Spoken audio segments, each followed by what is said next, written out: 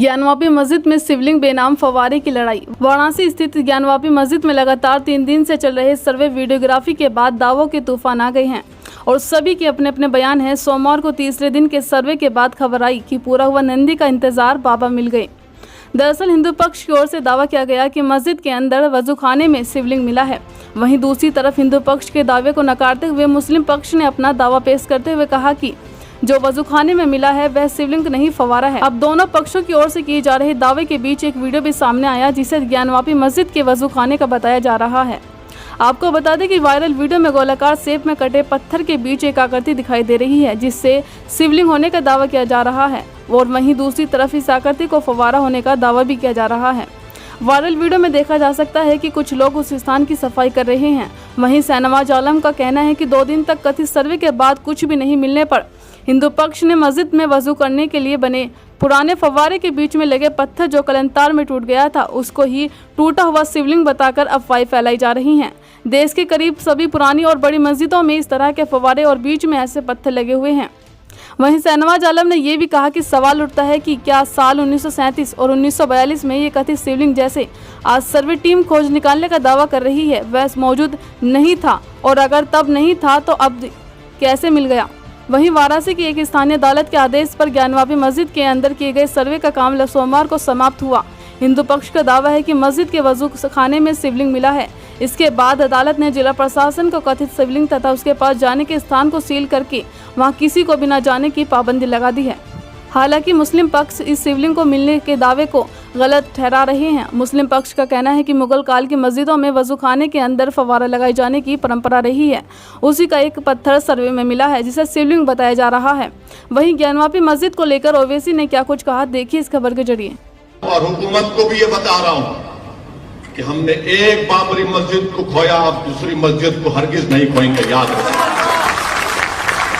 तुमने मक्कारी और अय्यारी से इंसाफ का कत्ल करके तुमने हमारी मस्जिद को हमसे छीना, अब दूसरी मस्जिद नहीं छीन पाओगे। याद रखो, अब हम तुम्हारी इन बातों का भरोसा नहीं करने वाले कि हम बचाएंगे, नहीं तुम नहीं बचाओगे, हम बचाएंगे अपने मसाजिद को, अपनी तहजीब को इंशाअल्लाह।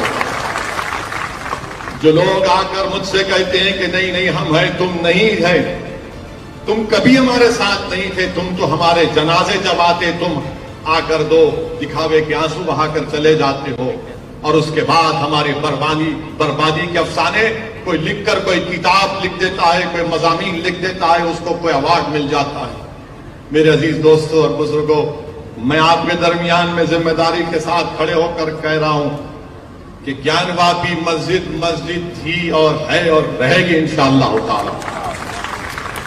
1991 का कानून यह कहता है कि 15 अगस्त 1947 को जो मस्जिद मंदिर थी वो बरकरार रहेगी और अगर कोई उसके नेचर और कैरेक्टर में तब्दीली पैदा करना चाहेगा तो 91 का पार्लियामेंट का कानून कहता है कि उन पर केस बुक करो, जेल भिजाओ और अगर कोर्ट ने फैसला दिया तो 3 साल की सजा।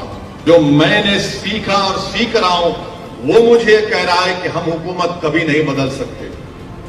हो सकता है कि इसके बाद लोग कहेंगे कि ये एक नई बात कर दी।